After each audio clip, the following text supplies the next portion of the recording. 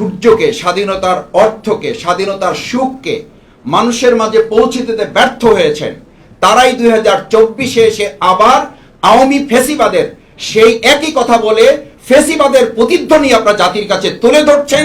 ফ্যাসিবাদের উত্তরসূরি হিসেবে জাতি আবার তাদেরকে চিহ্নিত করতে বাধ্য হবে। দেশটা কারো বাপের নাই স্লোগান এখনো দেয়ালে দেয়ালে লাল কালিতে দেখা যায়।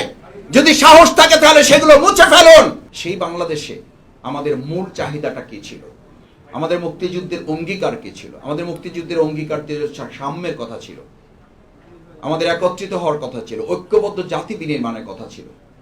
বাংলাদেশ স্বাধীনতার 53 বছর পার করে আজকের এই 54 বছরে আমরা এসে লক্ষ্য করেছি প্রত্যেক সরকার সবচেয়ে বড় বাংলাদেশের ক্ষতি করেছে। এই দেশের মধ্যে ঐক্যের নামে তারা জাতি বিভেদের রাজনীতি সৃষ্টি করেছে।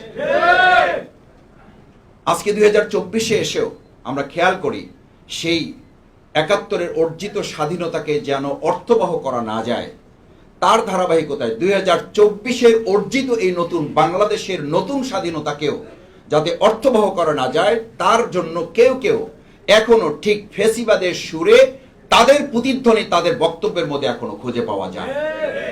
আমরা পরিষ্কার বলতে চাই, 71 পরবর্তী এই 53 বছরে যারা স্বাধীনতার সূর্যকে, স্বাধীনতার অর্থকে, স্বাধীনতার সুখকে মানুষের মাঝে পৌঁছে দিতে ব্যর্থ হয়েছেন, তারাই 2024-এ এসে আবার আওয়ামী ফ্যাসিবাদের সেই একই কথা বলে ফ্যাসিবাদের প্রতিধ্বনি আপনারা জাতির কাছে তুলে ধরছেন। ফ্যাসিবাদের উত্তরসূরি হিসেবে জাতি আবার তাদেরকে চিহ্নিত করতে বাধ্য হবে। আমি একটা কথা বুঝি ভাই, আমাদের দেশের মানুষ এখন এটাতে তো আমাদের পেট ভরবে না আমরা কে পক্ষে ছিলাম কে বিপক্ষে ছিলাম। এই পক্ষ বিপক্ষের কথা তুলে এই ট্যাগিং এর রাজনীতি করেই তো আমাদের তরুণ প্রজন্ম স্লোগান তুলেছিল, তুমি কে আমি কে, রাজাকার রাজাকার। এই স্লোগান তুলতে তো বাধ্য করেছিল ফ্যাসিস্টরা। আবার যদি আজকের যুগে কেউ মৌলবাদীদের হাতে ক্ষমতা দেওয়া হবে না, এই কথা তো শেখ হাসিনা বলেছিল, এই কথা তো ইন্ডিয়া বলেছিল, সেই কথা যদি আজকেও বলে আবার বলা হবে তুমি কে আমি কে। আমরা পরিষ্কার বলি, বাংলাদেশ নিয়ে এখন আর কেউ এটা বলবেন না। আমি এখন এটা বলতে শুনি, এটা বললে আমাদের কষ্ট লাগে, দেশটা কারো বাপের না। কেন কষ্ট লাগবে? কষ্ট লাগলে বুঝতে হবে যে এখনো রাষ্ট্রের মালিকানা আপনারা কেউ কেউ ব্যক্তি কিংবা দল দাবি করার চেষ্টা করতেছে। আমাদের 24-এর ছাত্র জনতা দেশটা কারো বাপের নাই স্লোগান এখনো দেয়ালে দেয়ালে লাল কালিতে দেখা যায়। যদি সাহস থাকে তাহলে সেগুলো মুছে ফেলুন, না হলে এর বিরুদ্ধে কথা বলার নৈতিক শক্তি আমাকে আপনাকে কে দিয়েছে? আমি আজকে এই কথা এই জন্য বলছি ভাইয়েরা, 2024-এর জুলাই আগস্টের গণ অভ্যুত্থান পরবর্তী আমরা সেই 71-এর পরেও দেখেছি আমাদের মুক্তিযোদ্ধা, তাদের সন্তান, তাদের মেয়েকে লাঞ্ছিত করা হয়েছিল, তাদের বাড়িঘর দখল করা হয়েছিল। ঠিক একইভাবে 24-এর এই জুলাই আগস্টের গণ অভ্যুত্থানের পর এখন হান্নান মাসুদকে কেন আক্রান্ত করা হবে?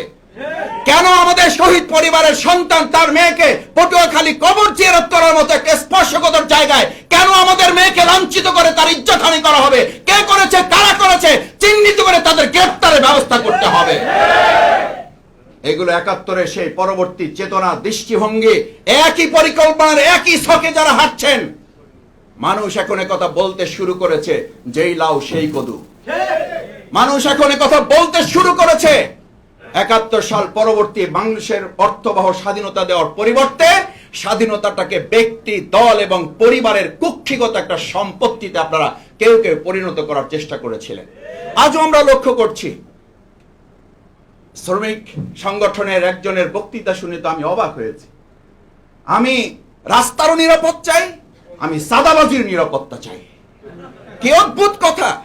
আমি জানি না সেই দল তাকে বহিষ্কার করা কেন। সেই দল তো বহিষ্কার করার কথা না, সেই দল তো ওই লোককে প্রশাসনের হাতে তুলে দিয়ে তাকে গ্রেপ্তার এবং আইনের আওতায় নিয়ে আসার উদ্যোগ তাদের গ্রহণ করার কথা ছিল। আমরা তো একথাও শুনতে পাই 71 পরবর্তী ওই দলটি দা করেছিল, এটাই তো করেছিল যে আমাদের বিরুদ্ধে দেশ আমাদের, এটা আমরা স্বাধীন করেছি, আমরা যা বলবো তাই হবে। বিগত 15 বছর আমরা তাই শুনেছি। 2024 পরবর্তী আমরা একই কথা শুনতে পাচ্ছি, আমার নেতাদেরকে গ্রেপ্তার করা হলে আমার অনুমতি ছাড়া থানা ঘেরাও করা হবে। আমার অনুমতি ছাড়া আমার নেতাকে গ্রেপ্তার করা হলে থানা ঘেরাও যদি হয়, তাহলে সেই দেশে সেই রাজনৈতিক কালচারে একটা অংশগ্রহণমূলক সুষ্ঠু অবাধ নির্বাচন আপনি কি করে আশা করেন?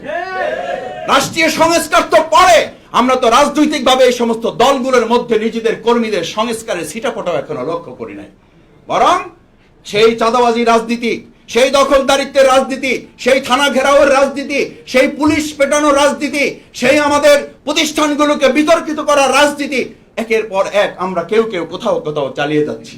সম্মানিত ভাই এবং বন্ধুগণ, প্রধান অতিথি বিশেষ অতিথিবৃন্দ বক্তব্য রাখবেন। আমি শুধু অনুরোধ করতে চাই, 71 এবং 2024-কে যারা এক কাতারে মাপতে চান না, আমি তাদের বলতে চাই 2001, 2024 শুধু নয়, 1971 শুধু নয়, 47, 52, আমাদের 71, 90, প্রত্যেকটা আন্দোলন হচ্ছে বাংলাদেশের মুক্তিকামী মানুষের এক একটা ব্রিজ, এক একটা সেতু বন্ধন। কোন একটাকে অস্বীকার করলে মূলত আপনাকে সবগুলোকে অস্বীকার করতে হবে। আর যদি স্বীকার করতে হয় তাহলে প্রত্যেকটাকে স্বীকার করেই আপনাকে জনগণের অধিকার আদায়ের আন্দোলনে শহীদদের প্রতি আপনাকে সম্মান প্রদর্শন করতে হবে। আমরা যদি বলি 71 একটা ছিল, 2024 আর একটা ছিল, তার অর্থ হলো আপনি না 71-কে স্বীকার করেন না 24-এ স্বীকার করেন।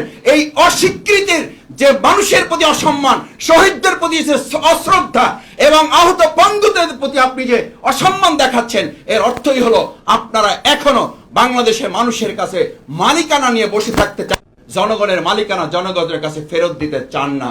আমরা চাই 2025 সালের এই 54তম আমাদের স্বাধীনতা জাতীয় দিবসে আমরা জনগণের মালিকানা জনগণের কাছে ফেরত দিয়ে, বাংলাদেশ জামাত ইসলামী সংগ্রামী আমিরের জামাত ডাক্তার শফিকুর রহমান বারবার বলছেন, দেশের জনগণ হবে দেশের মালিক। আমরা যারা এই দেশের, যাদেরকে দায়িত্ব দেওয়া হবে, তারা হবেন এই দেশের সেবক। বাংলাদেশ জামাত ইসলামী এই বছরে আমরা এই স্বাধীনতা ও জাতীয় দিবসে অঙ্গীকার করতে চাই, আমরা শাসক শ্রেণীকে নিতে চাই সেবক শ্রেণীতে, আমাদের সম্মানিত সাধারণ জনগণকে নিতে চাই এদেশের মালিকানার রাজনীতিতে। সেই প্রত্যাশা ব্যক্ত করে, সেই অঙ্গীকার আমাদের সামনে প্রত্যয় ঘোষণা করে